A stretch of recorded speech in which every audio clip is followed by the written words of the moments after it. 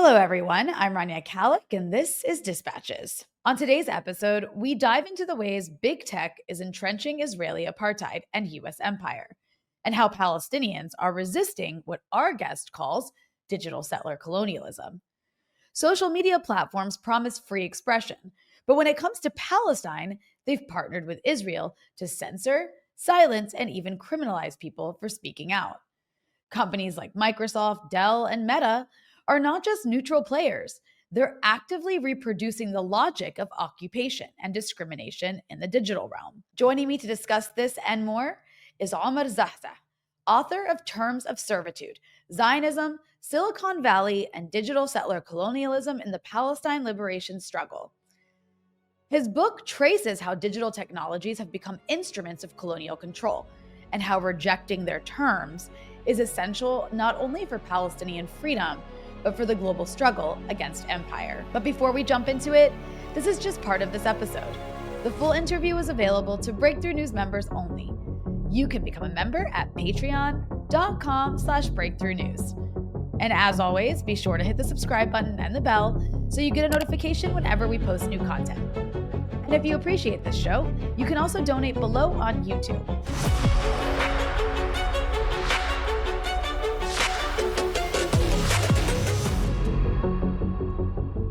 Ahmed, welcome to the show. It is such a pleasure to have you on Dispatches.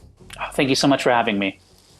So I'm very excited to talk to you about your new book, Terms of Servitude, Zionism, Silicon Valley, and Digital Settler Colonialism in the Palestine Liberation Struggle.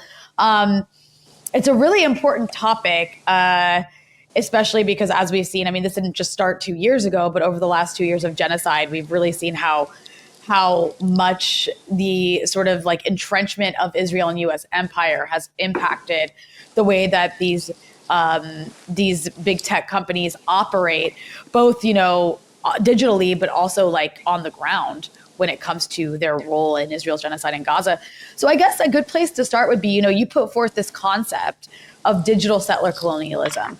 So could you maybe explain to our audience what you mean by that and why you see this as so central to understanding Palestinian repression online?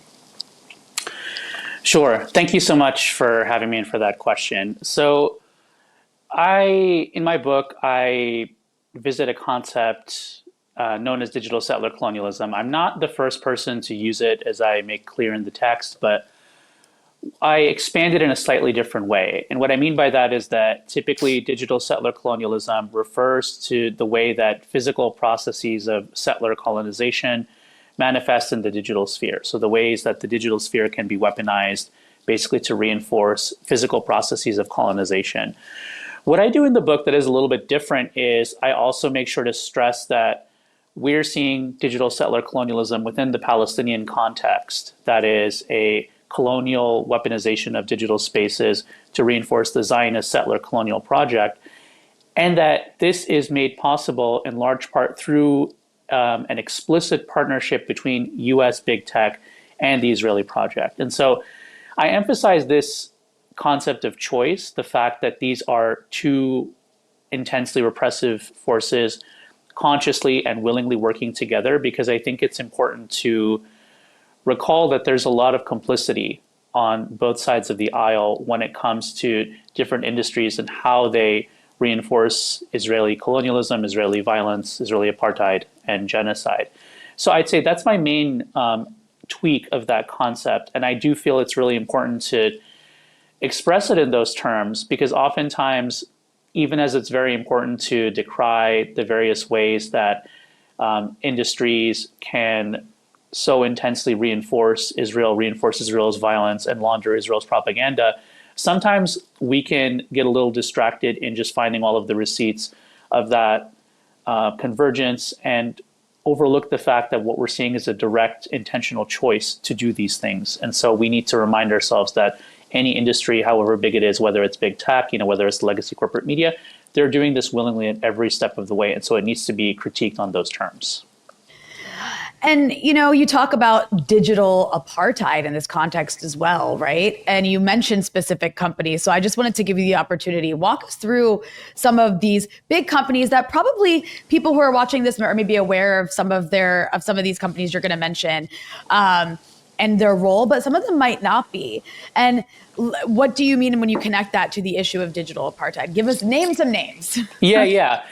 Yeah, and I appreciate that question because it allows me to talk a little bit about how my analysis has grown over the years. So one of the things I talk about in the book is that, initially in 2000, around 2021, going into 2022, we start to see, activism from Palestinians engaged in resisting their looming expulsion from the occupied East Jerusalem neighborhood of Sheikh Jarrah.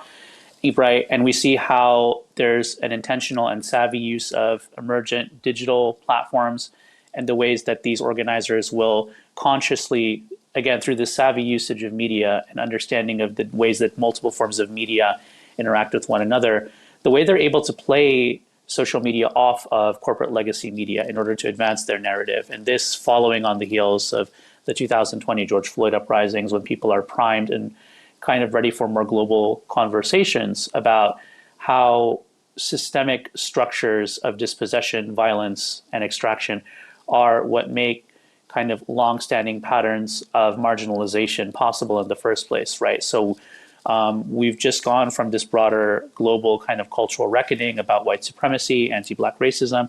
People or at least primed for the narrative shift in terms of conversations, right? Now, material restitution is always a separate issue, but at least in terms of the conversation and how it impacted, in kind of a noticeable way, even legacy corporate media coverage, which historically is the slowest and the worst to really take up these issues. So by the time you start to see activism emerging out of and about Sheikh Jarrah, how it emerges into what's known as the Unity Intifada, we're seeing, that there's an intentional usage of digital media that corporate legacy media is taking note. And at the same time, we're seeing how these big tech platforms, like what we now refer to as the meta platforms, right? Facebook and Instagram, even Twitter at the time, prior, I believe, to Musk's ownership, although we also see it kind of spill over into that, obviously. These platforms that have initially been so instrumental to advancing new perspectives on Palestine begin to kind of dig in their heels and enforce large-scale censorship to such a degree that you start to see even legacy corporate media report on it, right? So then what happens is that the owners of these companies or the representatives behind these companies are forced to kind of give some kind of an excuse, however unsatisfactory. And one of the famous ones they come up with is, well, there's a glitch, right? Mm-hmm. So basically what, I saw happening was, on the one hand, you have this, what felt very much like an imminent narrative shift. And on the other hand, the forces that had made some of this possible, however unwittingly, are starting to roll back, right, some of the conditions of possibility for that shift. And at the same time, in that particular moment, remember, this is kind of the tail end of 2021. I'm seeing this and I'm thinking that there's just no way that they can keep this covered up. Like, there's a narrative shift on Palestine that's bound to happen. And all of these forms of intense digital censorship are just born of desperation, right?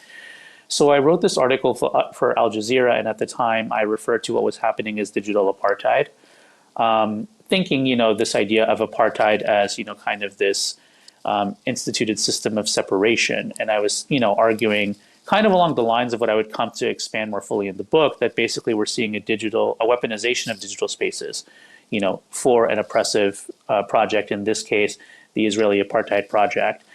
Later on, as we saw the repression not necessarily scaled back, we didn't really have any meaningful change, but in fact, we saw that there was sort of a normalization of these patterns. I started to realize like there was maybe more than just an article to think about, right? And I also started to realize that maybe the focus on apartheid was a little misguided, because even though apartheid is such a central component of the Israeli project, when we think about Zionism, it's ultimately a project of settler colonization. And apartheid, as I wrote in the book, is one instrument, one technology of that broader settler colonial process. And now to go back to the other part of the question, right, the naming of the names, another thing that I realized that made me kind of revisit some of the initial idealism I felt when putting the text together was just how knee deep in this project some of these companies are. So, Meta, what we now call Meta, is like the most famous one in terms of, I think, how not just entrenched it is, but how proudly entrenched it is, right? Around 2015, 2016, you see this delegation from Meta to go, visit Israel to talk about quote unquote incitement on its platforms, and very consciously branding their efforts as an attempt to curb incitement for the purposes of quote unquote terrorism by Palestinians, right? So you see this conscious PR move to work with the Israeli government around questions of so-called incitement, which we know have been reasons to jail Palestinians by the hundreds starting in 2015. So that's when you really have this large-scale entrenchment of these big tech digital platforms in the Israeli colonial project, and the formalization of arrests for incitement on social media, right, as one of the largest forms of different ways that they could continue to police and marginalize Palestinian expression. So, then of course you have the appointment of Jordana Cutler to the position of policy chief for Israel and the Jewish diaspora, and you also had the appointment of Emmy Palmer, right, to Facebook's oversight board, and Emmy Palmer, had worked for the Ministry of Justice and had also been one of the main people who streamlined or helped to streamline this formalization of the process of arresting Palestinians for incitement. So you're just seeing like all across the board this direct and proud entrenchment of their ties to Israeli colonization and censorship as a means of advancing Israeli colonization, right? And part and parcel of that also the elaboration of different reasons by which they justify their censorships. I wrote about how in 2024 you have this new policy forum quote unquote update on how they're going to start to police usage of the term Zionism on their platforms, and this is dangerous not only because it's one of the biggest big tech forces saying that they're going to do this, but also because when a force of that magnitude does it, it of course signals to other platforms that they should do the same, right? And of course that's what we saw. You saw the gamer streaming platform Twitch follow suit later on as well, having their own kind of anti-Zionist policy, if you will, in terms of content moderation on their platform. So it's not only that there are a lot of receipts and they go deep, it's that this is also advancing and normalizing practices that other companies within the big tech industry can and follow on the heels of. Yeah, it's pretty insane. And I mean, it's like we would just have to have an entire episode to list like all the different companies and exactly like the ways they collude. And you do make the point that like, it's not that these big tech companies are necessarily controlled by Israel, but they literally collude with it in these ways that completely normalize Zionist violence. And part of that does include having these Israelis like Jordana Cutler that you mentioned, who comes, I think, out of like Unit 8200 herself, in these positions to basically monitor content and censor things in the name of fighting anti-Semitism. But it's just completely blatant censorship. And, I think one thing that's on a lot of people's minds right now is what's happening with TikTok, where, the Trump administration, which this started under Biden, by the way, but the Trump administration is in these negotiations with China to basically sell like 80% of TikTok's administrative management in the US to US companies. And then the US government would basically have a direct role in the algorithm. I'm a little confused about the specifics, but there is a role that they're going to be playing, they're saying, in sort of managing content that is critical of Israel.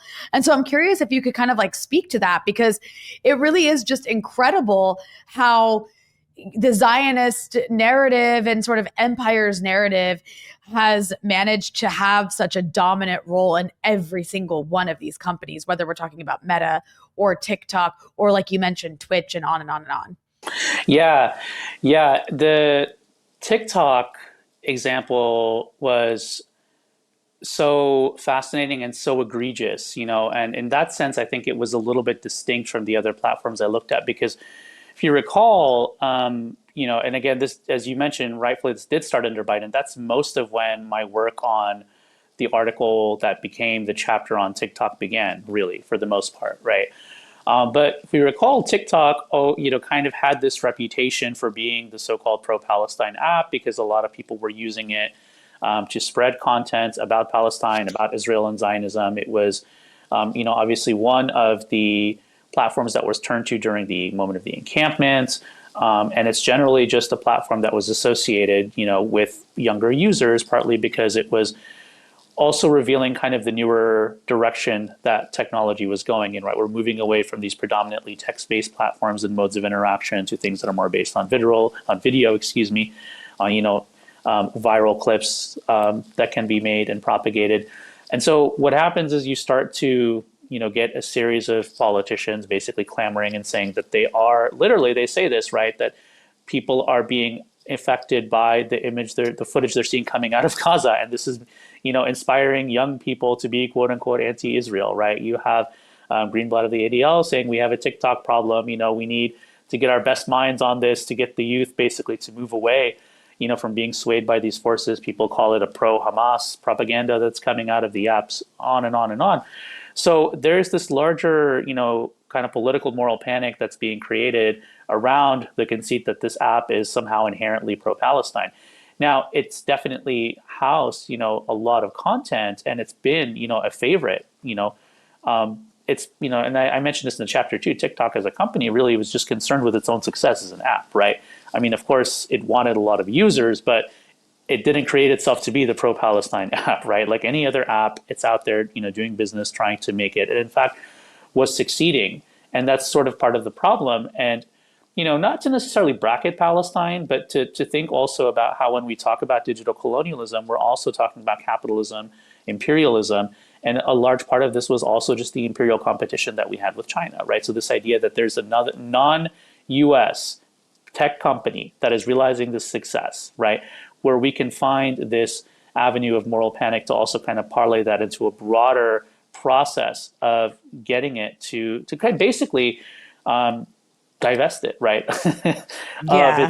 of its autonomy, of its competitive status, and we can kind of dress it up in this language of moral panic. Now, of course, people don't like the fact that organizers and activists are taking to any app to advance Palestine. So I don't want to necessarily undermine how much of a driving force that was, but I think we also really need to be savvy to the fact that materially speaking, this is also about imperial competition, right? Mm-hmm. And so it's no accident that part of the terms of the ban became you need to sell, by a certain date to an American company. And of course, we're seeing more and more content moderation regarding Palestine and even the, institution of policies that are explicitly about that.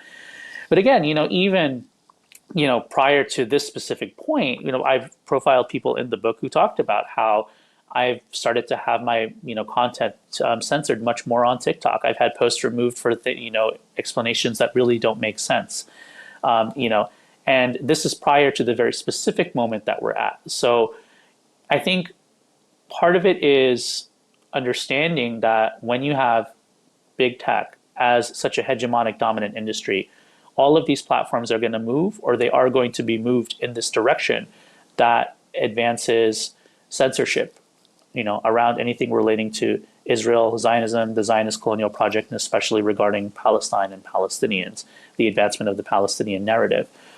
Because there's no way to be a dominant hegemonic industry within this current political ecosystem, whereby business savvy and success is inextricable from imperial violence and domination. That's just where the wind is always going to blow. Yeah, and I mean, even when you take it even just away from like the realm of like social media, we're also talking about like Palantir and Microsoft and Google being actively involved in the machine of genocide, in terms of, whether it's working with Israel's like AI to come up with kill lists to help them more efficiently find targets to destroy. It's and also when it comes to certain companies like Palantir, I mean, they're also, not to just broaden it out too much, but they're also like working with ICE, for example, to help make lists of immigrants to disappear. Yeah, 100%. I mean, that's partly why, in a kind of roundabout way, this is also why I wanted to focus on social media so much. I mean, of course, I do talk about the military application of digital technologies because you can't address this topic and not discuss it. So I do have chapters in the book about that. But part of what I wanted to get at is exactly this idea of how even these seemingly more benign forms of erasure are still all tied to the larger advancement of an imperialist and colonialist status quo. So it's no accident that the most subtle forms of violence begin with these the types of erasure and the censorship of narratives that we're seeing that have become so routinized and normalized, but that ultimately big tech collaboration with the military industrial complex, with the Zionist settler colonial project, is going to include also a lot of this security work, right? And this work with these violent, oppressive and policing institutions, because part of what happens, of course, this goes back to the broader lab paradigm, right? The refinement of different capacities for surveillance, for streamlining different forms of increasingly normalized military and police violence, that doesn't stay in Palestine. The point is that this is going to come back, right? So it's kind of like this imperial boomerang that's always going to redound. And so part of I think the horror of the fact that we have such an outsized industry with such a huge hold on all of our daily lives, our political lives, which is big tech, is that we don't really have a lot of instruments of accountability for kind of pumping the brakes, not just on what's happening to Palestinians, but what's increasingly happening to the rest of us, because all of these technologies, they've always been home, but they're coming back home in an even stronger and a more terrifying way, and an increasingly coordinated and elaborated way. And so we need to challenge the impunity of big tech's kind of anything goes alliance with the Israeli state, precisely because, these instruments, these technologies of domination are going to continue to find us, right? And when we see a particular moment of political opportunity, like we see with the current Trump administration, right, there's no telling what's going to happen and the scales to which it's going to evolve. Yeah, I mean that's definitely true. I wanted to ask you about you do draw a lot from Gramsci and from Edward Said and sort of connecting cultural hegemony to this digital realm. So I wanted to give you the opportunity to talk a bit about that aspect of your book. Yeah, thank you. So one of the concepts that I look at really, that I find to be central is the concept of hegemony. And I use that in, multiple senses of the term. I mean, I do use it in terms of Gramsci and really Said, reading Gramsci, to think about how views that are the most advantageous to what we might think of as the political sphere, or, can basically be normalized in the cultural sphere, which is supposed to be distinct from politics, right?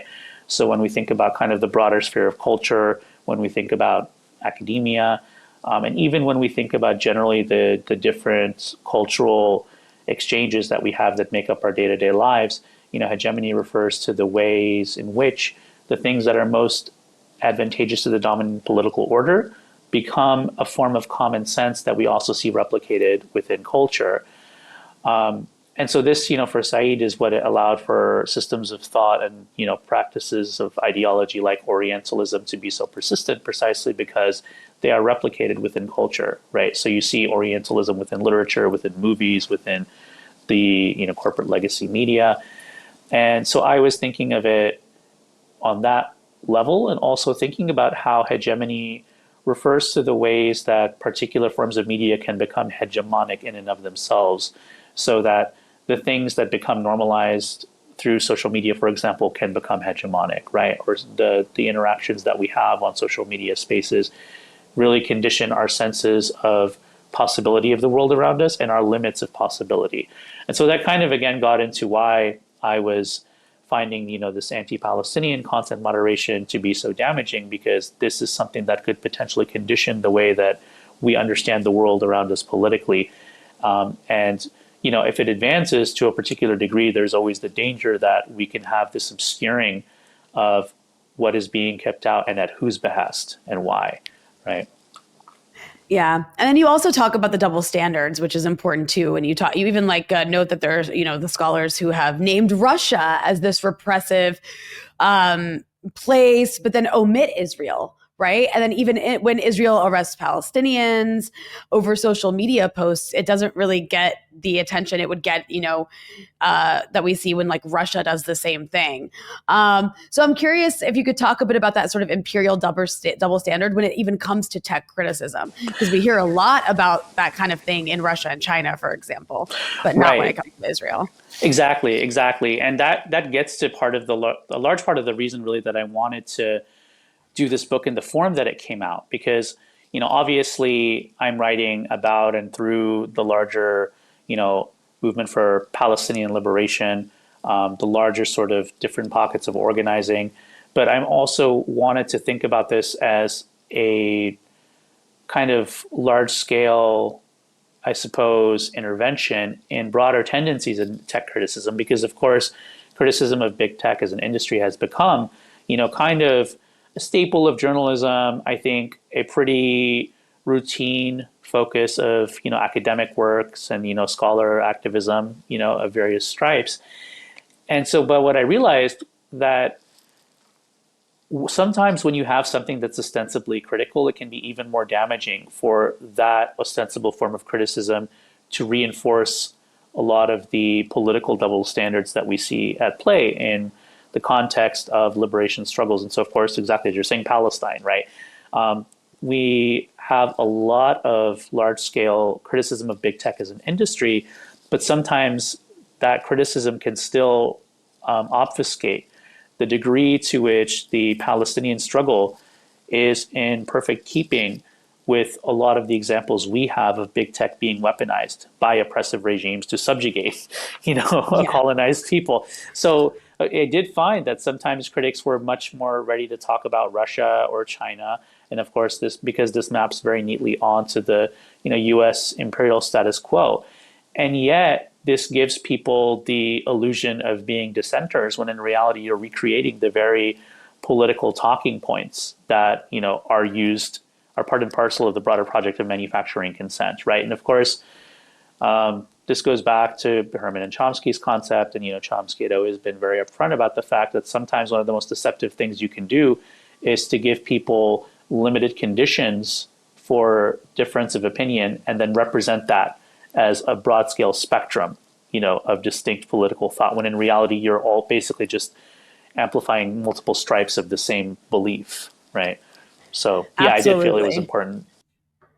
Absolutely. I do want to ask you as well. One thing that I think is important to recognize that you point out is, you call Palestine this sort of series of failed silencings, right? So, like, yes, we are in the digital age, but this comes after a very, very long time of past silencings under whatever mechanisms were in control in the past. So, I don't know. I was curious if you could maybe talk about how this digital repression fits into this longer history of silencing Palestine. Definitely. Yeah, so I talk about Palestine as a series of failed silencings in the book. And, you know, as I note, really, what you might think of as an attempted silencing has really been the MO from the very start. I mean, from the very inception of Zionism as an applied process of settler colonial violence made possible through the collaboration with the most dominant forms of Western imperialism has always necessitated the elimination and the erasure of the indigenous Palestinian people from the get-go. And so by design, it was a project of silencing, of erasure. And so when I talk about the Nakba, I talk about 1967, I talk about subsequent forms of mass wanton violence, attempted elimination, all the way up to the current genocide that we're in. All of these are attempts at silencing people's collective presence and voice, their narratives and their forms of expression. So on the one hand, I wanted to put what we're seeing with the anti-Palestinian content moderation we're seeing on big tech platforms into sequence with that broader process, because this is part of how big tech fortifies the Zionist settler colonial project, right? They've kind of taken the baton from legacy corporate media that had worked to erase, silence, and dehumanize Palestinians, in order to manufacture consent for their ongoing dispossession. Then these companies whose platforms had initially been instrumental in allowing for Palestinians to kind of subvert that media erasure, become willingly allow for their platforms to become the latest instruments in this attempted broader process of silencing. But it is a series of failed silencings because Palestinians continue to resist, in all forms, and they will continue to reappropriate different forms of media in order to challenge and thwart the narrative subversions to which they've been subjected by imperialism, by their colonizers and all of their willing allies. So, it's always failed, and I believe it will always continue to fail. And I think, to speak to that, it's like at the same time, there's this contradiction, which you highlight, because in addition to this massive, attempt to silence and censor, you have Palestinians using these very same platforms to broadcast the first live stream genocide in history. And this is a huge part of what's moved so many people around the world. To stand up for Palestinian liberation, to learn about this issue, and to recognize what a horrible place this ethno-supremacist state that's been implanted in the region is. So I guess my question is, how do you reconcile the repression that's very extreme with this capacity to use these same big tech companies to tell the world what's happening? If you enjoyed this episode and want to hear the rest, you can access it by becoming a Breakthrough News member at patreon.com/breakthrough news.